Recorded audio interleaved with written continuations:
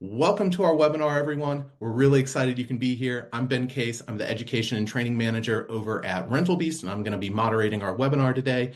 And we're going to be talking about how you can actually combat fraud in the property management world. So we're going to be going over a lot of topics relating to fraud, the schemes that are there, and ways that we can prevent it and combat it. We've got a wonderful presenter here. We've got Monica back. She's presented on a handful of topics for us on fair housing, on how to master negotiations, and she's going to be diving into fraud for us. So we are really blessed to have her. She's an excellent presenter, a very respected attorney in her field, and I'm going to let her just quickly share a little bit about her background and tell you a little bit about her real quick. Monica, thank you for being here.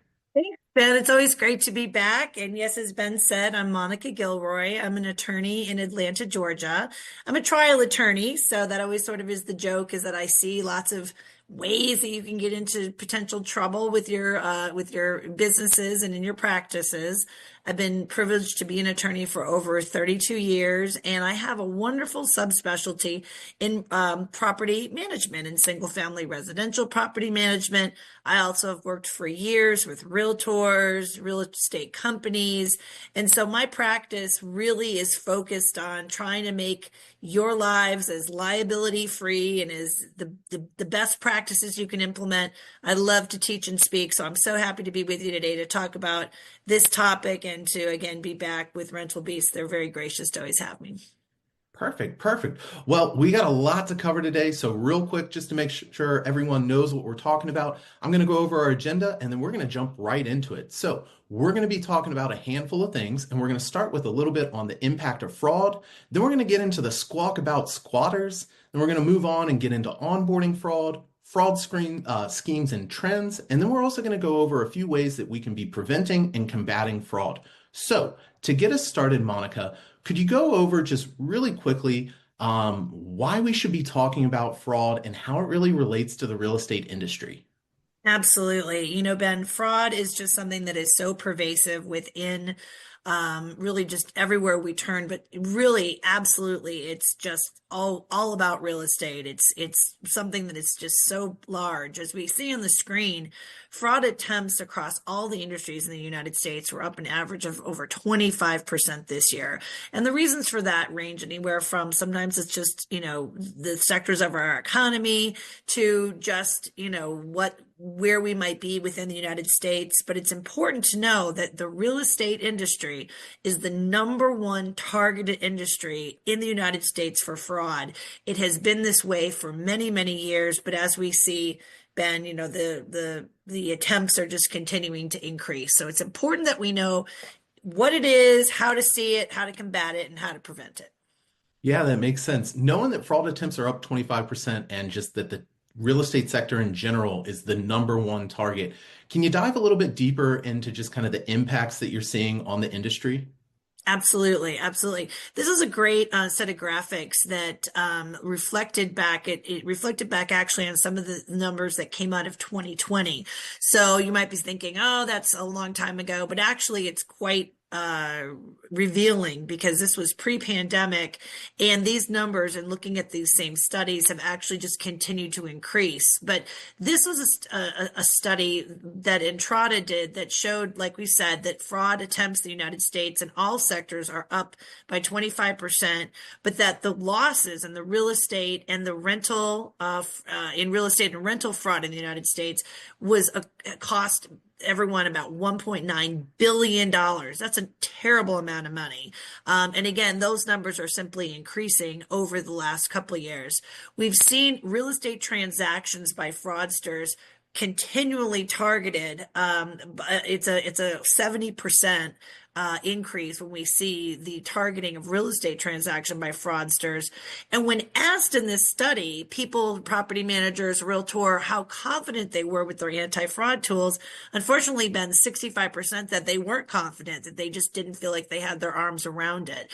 And the predicted increase back in this study that published in 23 was 111%. That number has actually gone up even higher. So we know that fraudulent activity continues to be very pervasive, continues to rise, and clearly, Ben, is costing billions of dollars for the industry as a whole.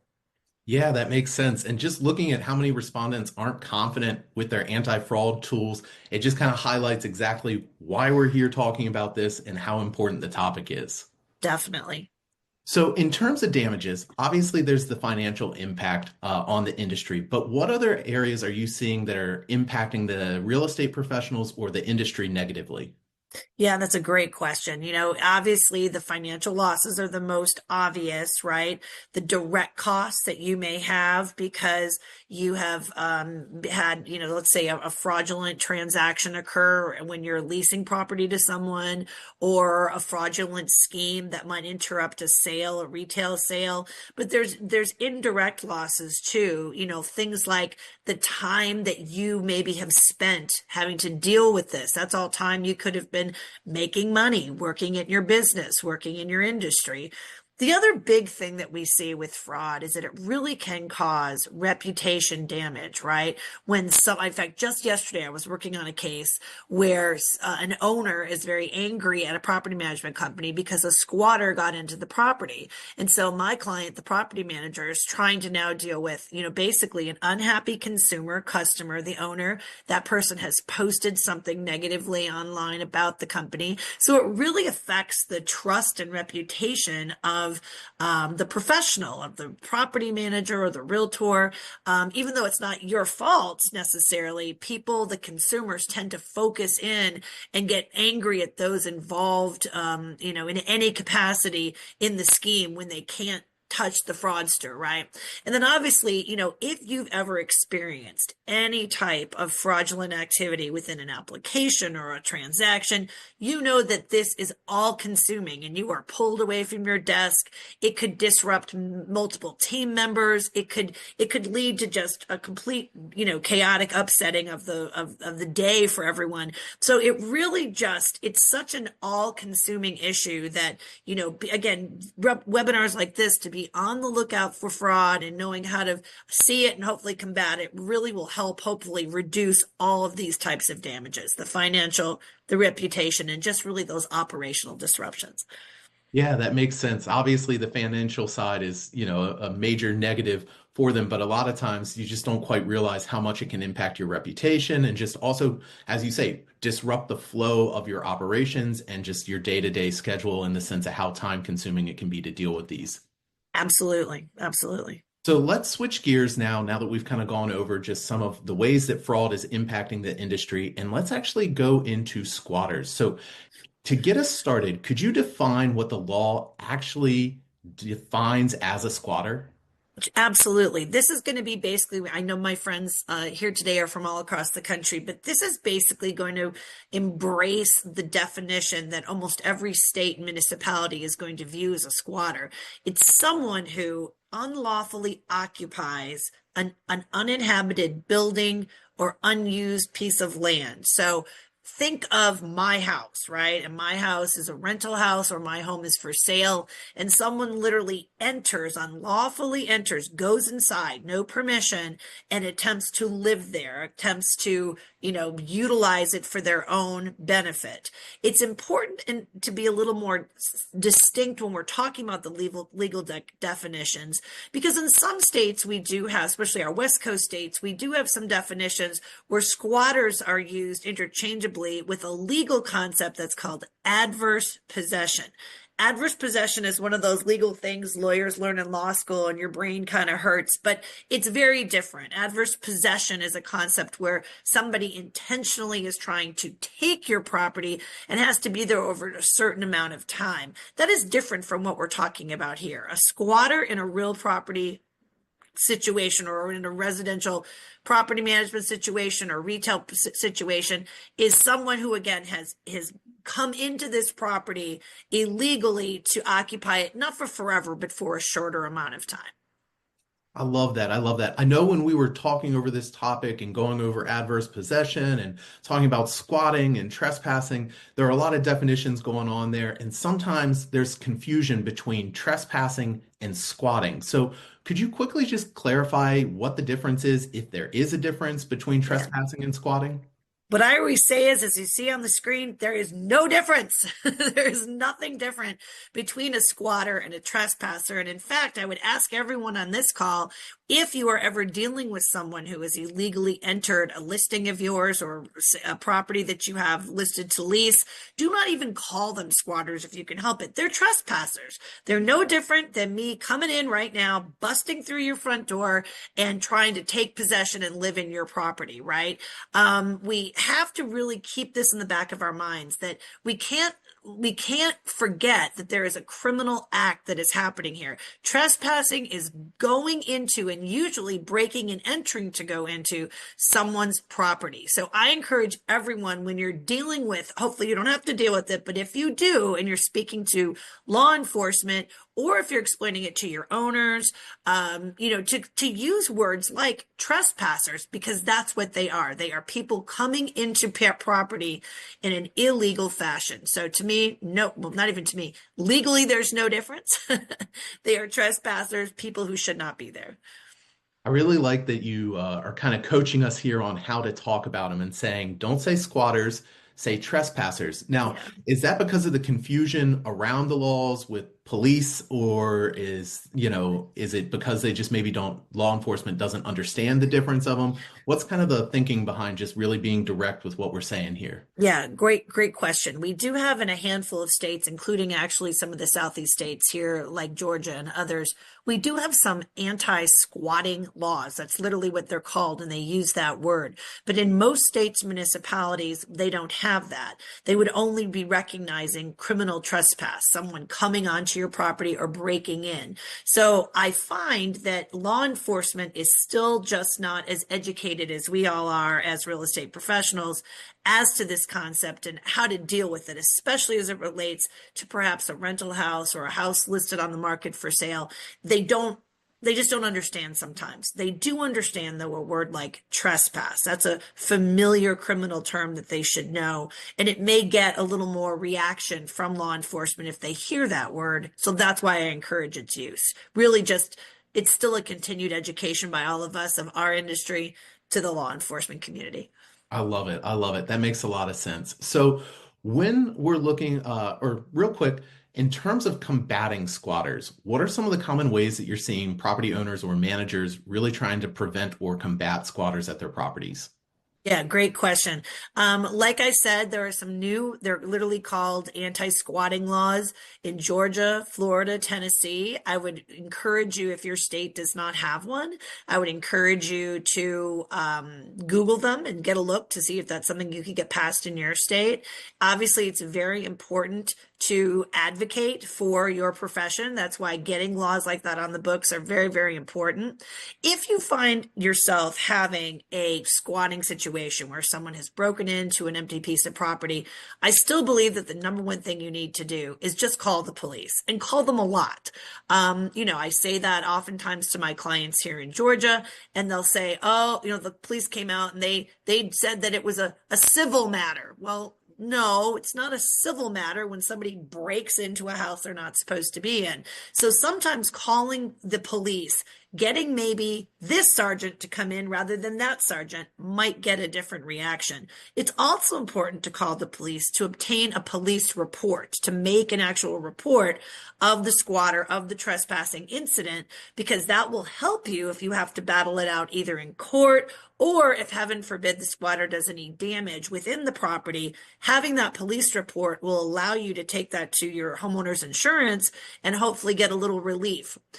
I have some clients that have used some, other methods to try to combat people illegally trespassing and coming into the property. Obviously, the number one thing after calling the police is when you know that a property, a rental property, for example, is going to turn and it's going to be empty for a week, right? We tend to see that the squatters will come in when they know that it's empty. They've been either watching the property, watching it through ads online, or if they see you about to list a new property, something like that. So you've got to be sure, as dumb as it sounds, that you've secured it. Be sure the windows are locked, the doors are locked. If there are lights that are supposed to be turned on, turn them on. Be sure that that property is not just a sitting duck for somebody to break in. I have some other clients who have used things like placement of cameras. I have some that have actually been fake cameras and pointed them towards doors. I have some that have purchased Ring cameras. I have some that have utilized the Ring cameras where they literally take turns, the property managers take turns, almost being like on call, so that if someone did try to break in the middle of the night, the Ring camera would alert them and they could immediately call the police. I have another client who has created little signs, just little kind of plastic placards that they post right by the doors in the properties that say, this property is managed by ABC Property Management. If you are here under a lease that has not been signed by ABC Property Management with this number, you know, call us. You shouldn't be here. Yes, sometimes, of course, there's fake leases, but at least it's raising the attention of somebody, because that's some of the scams. And we're going to talk about this. Sometimes the scams are not so much the squatter breaking in, the squatter breaks in and then rents it to a third party, right? So that third party might need to be alerted that they've been scammed and that that's the situation. And then finally, I'm so glad everyone's taking this class. Yes, I know this class will be available to you later, or the tape of it, but this is the type of thing to share with your owners. Share these tips. It is not the time for owners to be cheap, right? If the house has been hit by a squatter or a trespasser, or if you recommend in an effort to combat something happening or prevent something from happening, that you recommend, hey, let's get the Ring camera. Let's post some signs. This is not the time for owners to be like, nah, we don't need to do that, because an owner needs to understand removing these individuals is not as easy as we'd like it to be in anywhere across the United States. It still can be quite a process, even in the states like mine who have actual laws and procedures. It still can take a really long time. So educating owners, look, spending money now to protect the house really is a good investment for later. I love it. A lot of great actionable things that we can be doing and advice here. I really like your thought that you mentioned on using signs inside the property about where the lease is coming from to prevent that double fraud. I know that we see that a lot of times in the industry where someone's trying to lease out an incorrect property. So I really like how you give that as like a second layer of kind of making sure that you've got a paper trail and lowering your liability as the property manager. Absolutely. And think of how easy that could possibly be. And, at least it would just maybe create another barrier to prevent this. That's great. So before we move on, I saw one question in the chat bar that I thought was really good. And Sure. I know we actually talked about this some too when we were going over content, but just real quick, if a tenant doesn't leave after the expiration of a lease, is that trespassing? No, in every state that would be considered a holdover tenant, right? That because they're there under an original legal right? The lease, right? Even if it's whether it's written or oral, right? They're there legally. They just hold over past that time. A trespasser, right? Again, go back to that definition. Someone who doesn't have any right to be there in the first place, right? So someone whose lease is expired under the law in every state in the United States will be considered a holdover tenant, not a trespasser, because again, they started out with a legal right to be there. The difference with the trespasser or the squatter, they never had a right to be there, right? Always think breaking in a back window, reaching in and opening the door. That's the trespasser. The tenant was let in legally through the front door under their lease and had a right to be there until their lease expired. Perfect, perfect. Good Thank you. question. So let's switch gears now and actually get into some of our fraud schemes now that we've kind of gone over squatting. So I know Yes. when we were kind of discussing this topic, you were talking about that a lot of fraud happens in the onboarding and application process. So Yes. can you actually go into that a little bit and just kind of discuss what you're seeing when it comes to applications and onboarding? Absolutely. I mean, we know that nowadays you literally can get anything you want on the internet, right? You can get fake IDs, fake passports, fake bank stubs, fake everything, right? So the number one thing with onboarding fraud we see are all these various false documents that will be submitted. In fact, 63% of property managers reported an increasing number of fake pay stubs had been submitted during the income verification process. So things to be on the lookout for, right? With like a fake ID, we have a lot of things being done electronically. through photographs. It's harder, right? If we're just seeing a photograph of an ID to maybe see if the edges around the picture have been altered. Someone has scraped off my picture and put their own, right? Information they're providing on the rental applications. Maybe they're altering, some sort of form of their history. We've seen a lot of fraudsters potentially using common names. So it's harder to know if this is actually which, John Brown this may be. Obviously, creating fake employment verifications are easy, right? That's an easy thing to do if you're creating, again, online, a false W-2, or if someone has actually gone so far as to create a fake pay stub or bank record. I had a case last year where and again, at its heart, you wouldn't necessarily think there's a problem, but the person didn't work for a big company. They worked for like a smaller company. So they didn't have anything super fancy in terms of a pay stub or, bank record other than just what looked like paychecks, right? Well, again, very easy to falsify that, especially again, if things are being electronically submitted, you're maybe not looking as close to see, oh, that too looks a little fuzzy, things like that. So it's really with the onboarding, it's those documents, which makes it just that much more challenging for the real estate professional. That makes sense. In terms of the benefit or the motivation from the person who's actually committing the fraud, what are they really trying to achieve when they're doing this? Are they trying to maybe get away from, a past eviction history, a poor low credit score? What's kind of their motivation?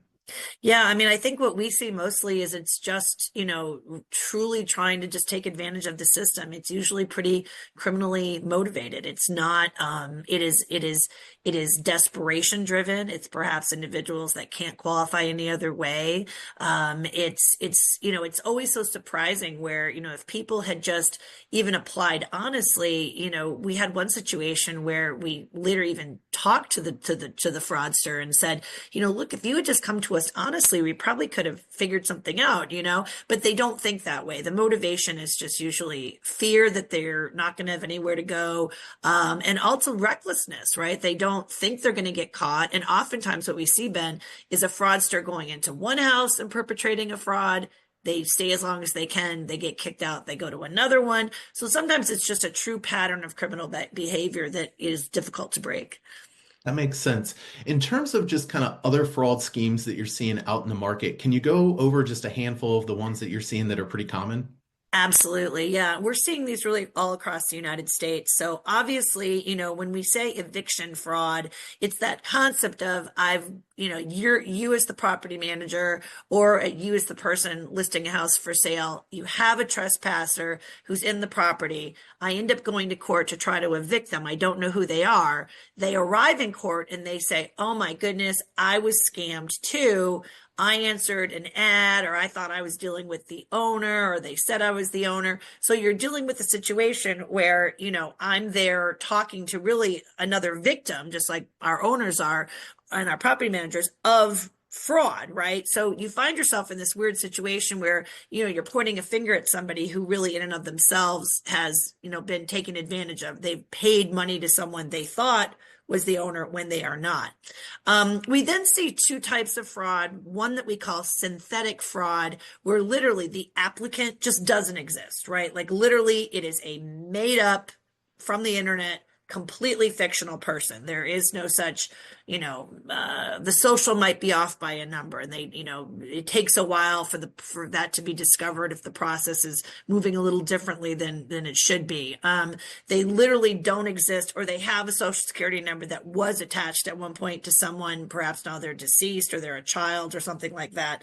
And we see that a lot using all those documents. Compare that though, Ben, to what we probably see most frequently is what we consider true name fraud, or really like identity theft, right? Where literally someone has just, again, usually purchased, but has stolen or purchased the identity of a completely real person. They take Monica Gilroy's social, they take my credit report, they take my banking history, my employment history, so that when you run Monica Gilroy and my social through, a credit reporting agency, you see, oh, she's been a lawyer for 30 years. She's owned her own home for 30 years. You see my actual history. This is very, very common and can be difficult as both the realtor listing a home or the property manager really can be difficult to know that it's fake if all the documents line up, right? That can be really difficult. We have seen of recent, and I had a terrible case I'll share with you. People becoming so desperate to stay in these homes, squatters so desperate to stay in these homes, they actually are filing for bankruptcy in the name of their fake identity. I had a case here in Georgia where I have a friend who lives in Virginia, and on her credit reporting, she has like a credit reporting alerts, right? She got an alert that said, you filed for bankruptcy in Georgia. And she's like, no, I haven't. I live here in Virginia. Well, very long story short, someone had purchased her identity off the dark web, most likely, had attempted to apply for a property, got into the property, didn't pay her rent in the property, and then in an effort to stay in the property, filed bankruptcy documents in the federal court, swearing under penalty of perjury that this was hers, she needed to file for bankruptcy, and it was absolutely awful. It took months to unwind this, and again, kind of thinking of the totality of this. This is someone who is falsely swearing to a federal court. I mean, really extreme lengths just to stay in property for a long amount of time. So really, really troubling. The last two we'll touch on, obviously, we could talk all day, and we have before, about how people still continue in an effort to skirt pet fees, pretend to have their pets to be emotional support animals. We still know we can go on the internet and buy for $95 a cute little coat for our dog and get a piece of paper. So obviously that fraud scheme, I think will always see that. People are always trying to circumvent the law as it relates to what is a real emotional support animal. And I get the question a lot, Ben, well, okay, fine, Monica, we've got all these vendors out there. What about these automatic screening platforms so that I'm not the one necessarily trying to tell my owner, is this potential tenant real or not?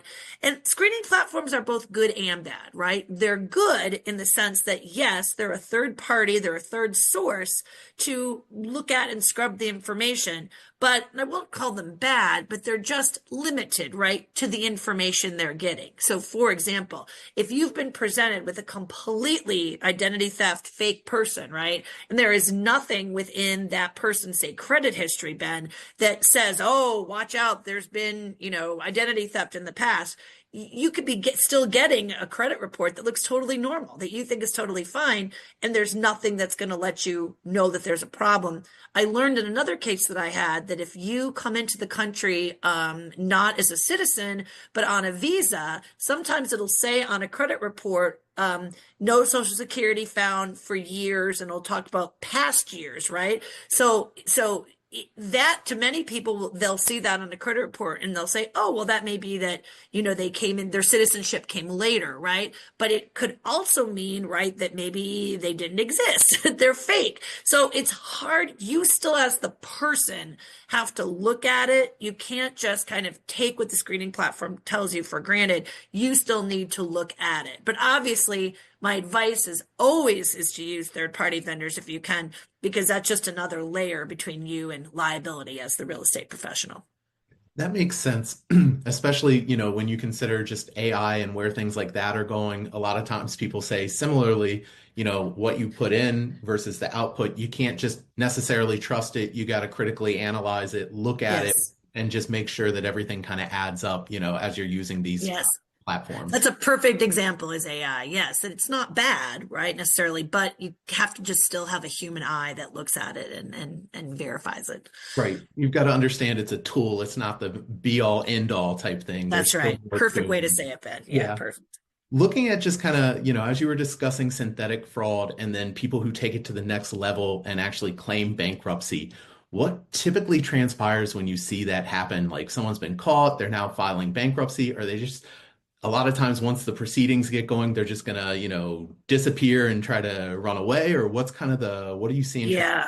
I've seen both ways. I had one case where someone, the fraudster files for basically bankruptcy in the name of someone else to try to stop it. And then they just disappeared, right? They, abandoned that identity and that was the end of them.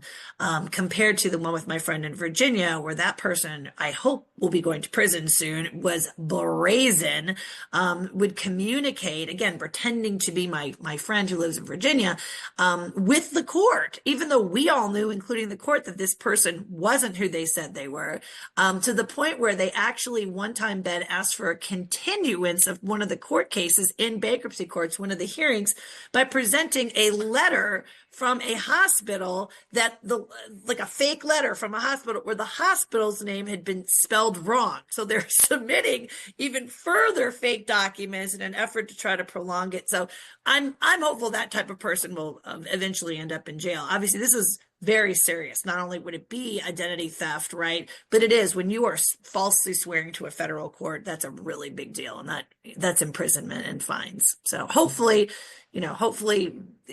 justice prevails, but it's difficult. Right. That makes sense. And it's kind of one of those things where sometimes they might be just trying to get as long of a runway as they can. But in this instance, that person really took it to the nth degree and really saw it Yes. all the way to the end. Yeah, it's a crazy one for sure. So, moving on from our schemes, now that we've kind of gone over them, could you go over just a handful of ways that you think are really good that people should be doing just to try to combat fraud? Sure, absolutely. I always say, especially to my younger attorneys when they come to work for me, look, the art of the phone call is lost. Pick up the phone, right? Call people. If anybody is, a Seinfeld fan, you remember George screaming from the other room, Vandalay Industries, right?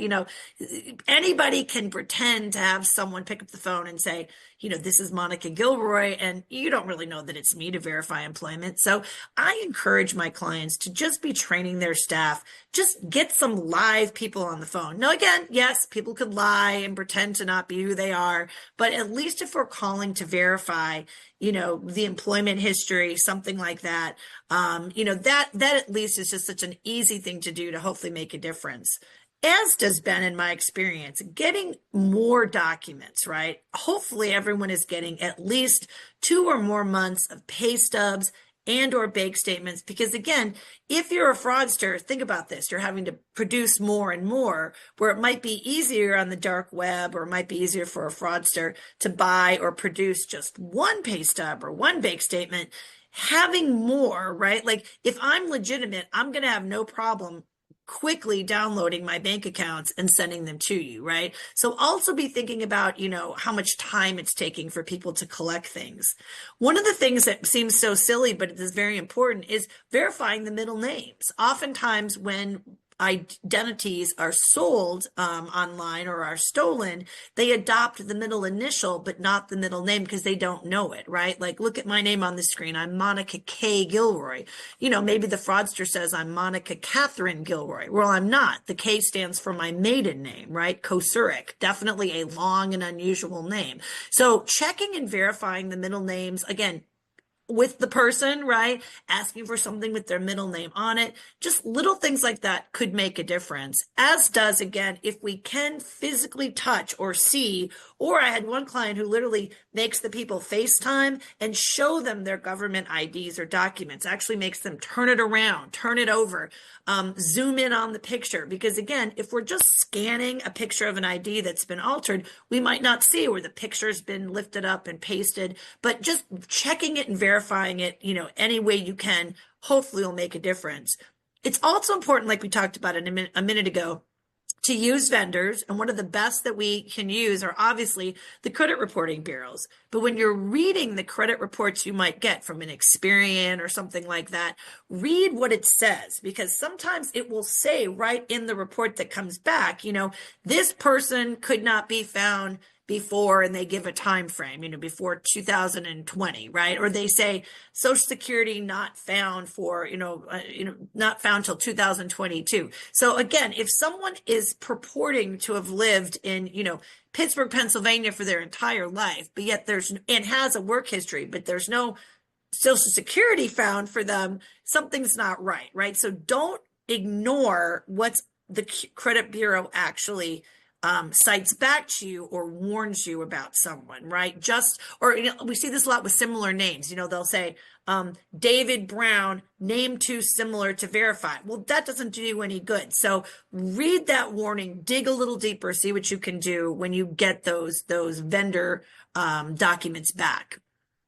That makes a lot of sense. And in terms of limitations, when we're trying to verify someone's identity and just make sure we're dealing with who they say they are there any sort of restrictions when it comes to what we can ask for from an income standpoint, emotional support animal, or anything just kind of worth being aware of? Sure. So if we take the income first, right now, with the exception of a few places on the West Coast, there are no requirements to accept any type of specific income. It's whatever you have determined to be what you need in terms of proving your income. That can be bank statements, pay stubs, whatever you as your company believes is the best form of that. There are no limitations in what you can ask for in that regard. Now, when we're dealing with emotional support animals, of course, we know that under the fair housing laws, we have a right now for quite some time, last 4 years, to demand actual proof from what is considered a verified source. In other words, it shouldn't be a handwritten letter that looks scribbled that says Ben needs this dog because he has, anxiety. It should be coming from a source that is deemed valid, verifiable. And the laws now, the federal laws, have been guided by HUD to tell us you can demand and request, a doctor's letter, a therapist's letter. And, if you are suspicious of it, you have a right to push back and ask for more. So there's some good guidance on that exists out there in the laws from HUD. They have some good directives in that. But don't be afraid if you're dealing with emotional support animals to request valid information. And if you don't like what you're getting, ask again for something different. Because if you truly need an emotional support animal, it shouldn't be any big deal, right? You should be able to just produce your doctor's letter on his pretty letterhead or from, something very valid looking that shouldn't create any issues for you. Perfect. Well, moving on, could you go over a handful of ways that we could be passively going about preventing fraud? Sure, absolutely. Great question, and a great part of what we're doing here today. So obviously, everybody, bravo for being on this webinar. Be sure that you're sharing this type of information on webinars, or if you see articles or anything like that, with your employees. I am a strong believer in regular fraud awareness training. Sometimes we just don't go over it as much as we should. So it's very, very important that you are sharing this type of information with your employees. It's also critical, if you're really utilizing virtual assistants, that they are regularly included in that training, especially when you're talking about areas like fair housing or some of the vocabulary we've used today. Be sure everyone is on the same page and understands it. It's also very important with your employees to have a clear chain of command. So if they see something funny on the ID bin, right, they know who to report that to, right? Things should never just be left with one person to verify. You should be looking at multiple systems, multiple checkpoints for people to be looking at, especially in the onboarding process, the application, the supporting documents. Second set of eyes is always good, and having that clear reporting channel makes a big difference. Okay, let's say that something has happened, right? That suddenly there's either a squatter in the property or you've been defrauded in some capacity. There needs to be an action plan. So to my owners and brokers out there, give some thought today, just what would happen if you got a call, or what did you do when you got a call? There's a squatter in this property. How did you react? What did you do? How was your team trained to react? Having that incident response plan now will save you lots of valuable time and energy later, right? Being able to have the staff know, just like a fire drill we used to do in elementary school, what would happen if this occurred? Where do we go and what do we do? Sometimes we do find ourselves, Ben, having to file legal actions. We have to evict the squatters. And sometimes, unfortunately, I have, again, a number of cases over the last couple of years where the owners have come back against the property managers, blaming them. Why did you let that happen? How did you let this happen? Why didn't you know that was a fake person? Well, if I didn't know as the professional was the fake person, it's going to be hard for me to necessarily be protecting my owner. But it is true that sometimes we find ourselves having to fight with the squatters, having to evict them, or defend our actions. And so, if we have to do that, we obviously always want to avoid legal action, but sometimes it's inevitable that it all plays out in that scenario. The last point in all this, so Ben, is if you have been, dealing with a fraudulent incident within your company, either as a realtor with a listing or with a property manager, leasing a piece of property, you've got to rebuild trust with your owners, right? You did not leave a door open and someone didn't walk in and set up house, right? These are criminals, but you want to rebuild that trust with the owners that you have had awareness, training, action plans. And you want to really treat that as, look, we know how serious this is. And actually, just the other day, Ben, I was working on a case and I talked to the client about maybe we can, maybe we can even utilize some of this kind of training to do FAQs, little bullets, out to owners. So at least owners understand you're not, they're being made aware of a squatter epidemic. Like here in the city of Atlanta, terrible problems with squatters and terrible troubles with getting them out, right?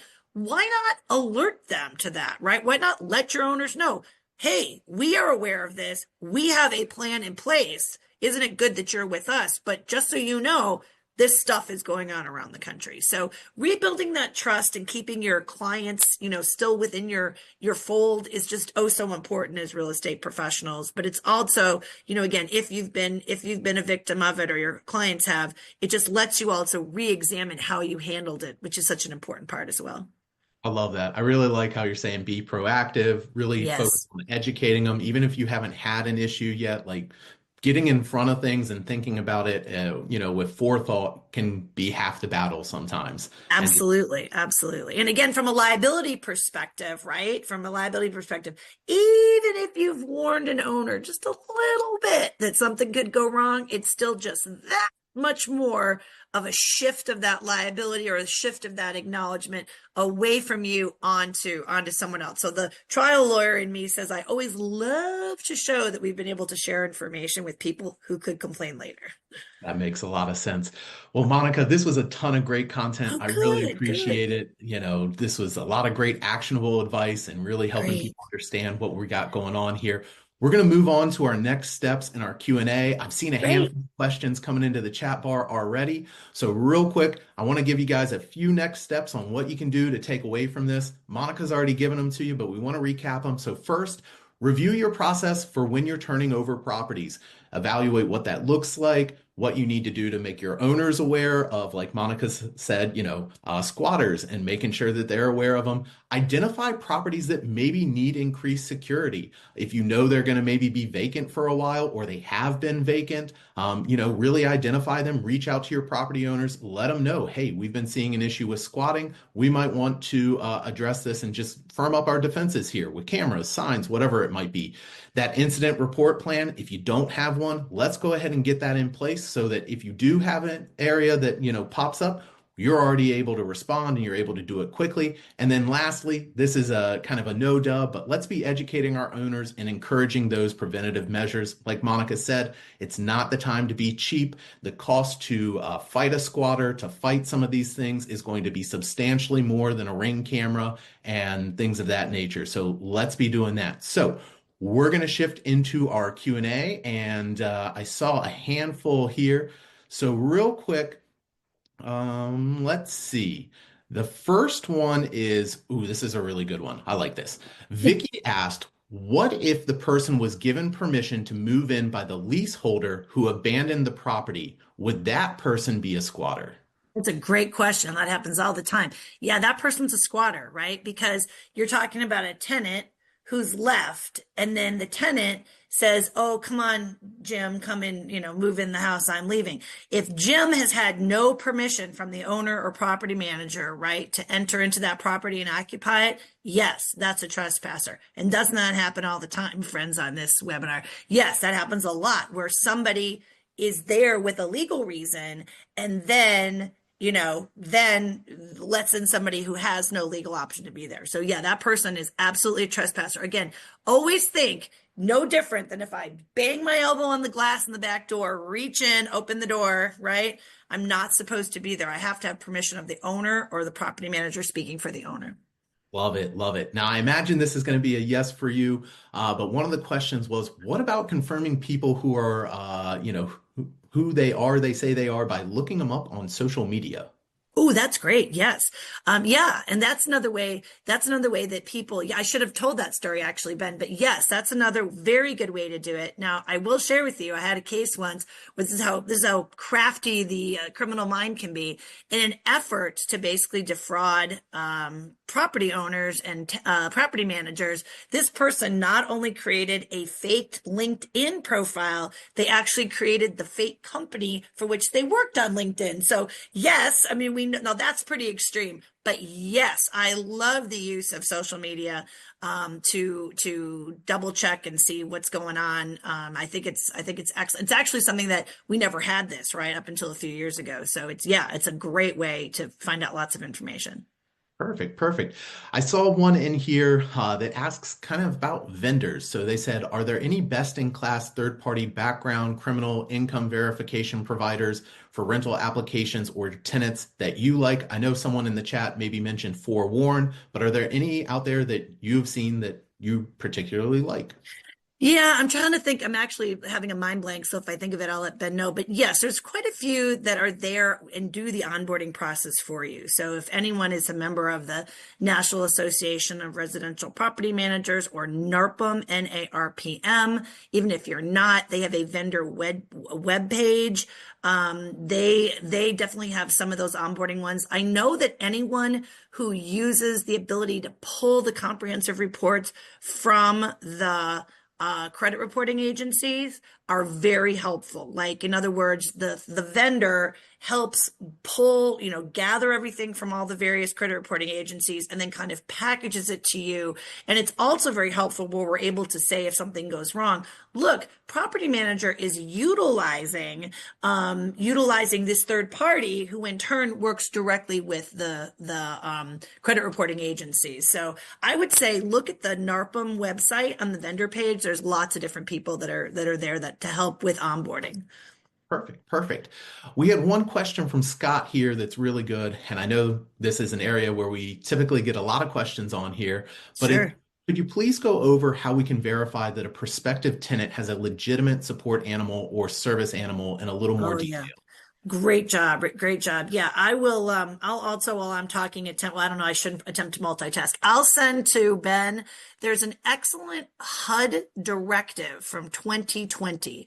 So if you all Googled HUD, HUD 2020 support animal, there will be a memo that literally lays out in great detail, kind of like a find your own adventure. Like, is the animal a dog? If yes, move here. If no, go here.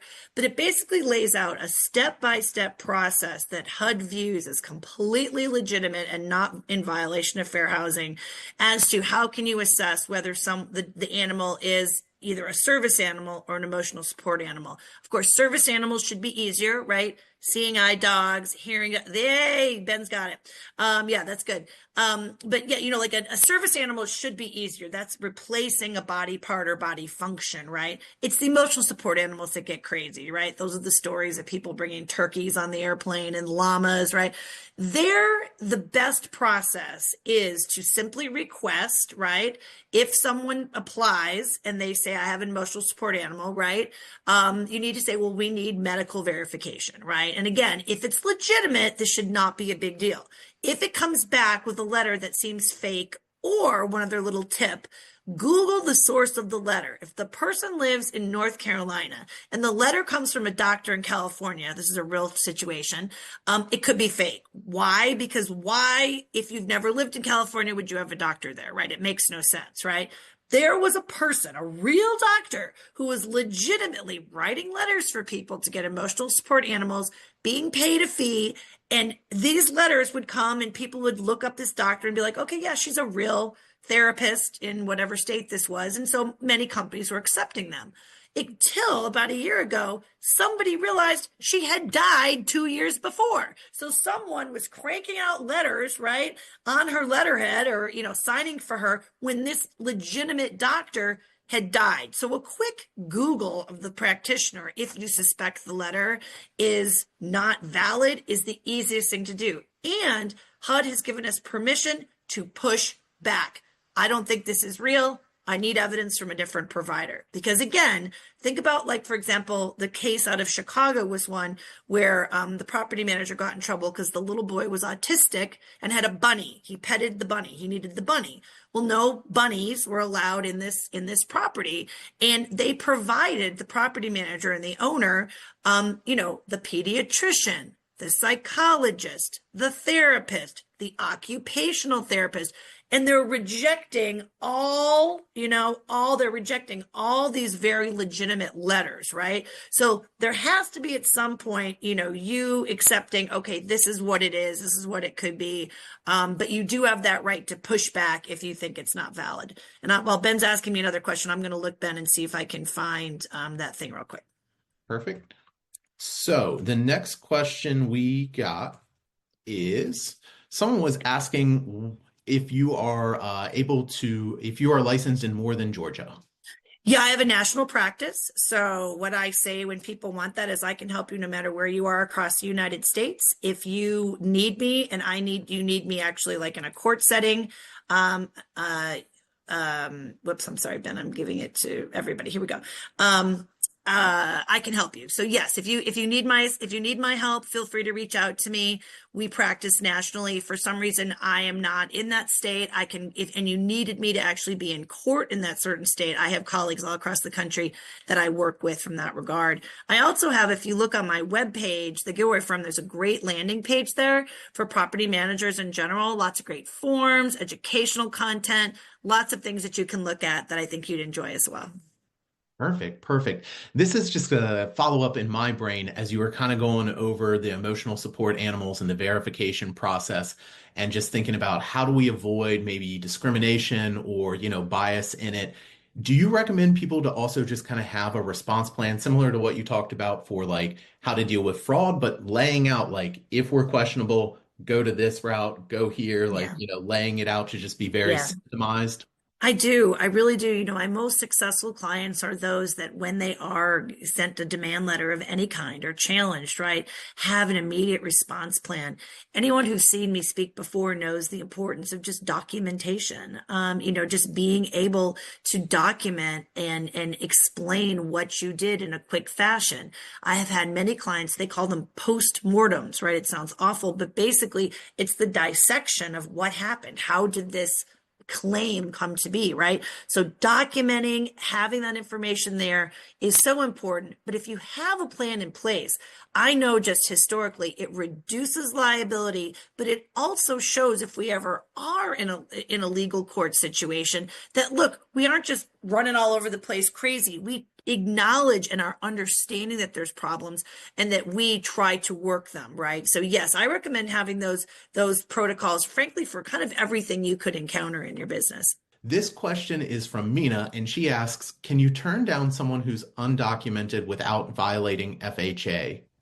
Oh, that's a big question. The reason why, Mina, you'd be turning down that person is not going to be, I am probably surmising, due to their undocumented status. It's probably going to be for reasons like their credit score, their employment history, right? So, many parts of the country, undocumented individuals obviously need a place to live.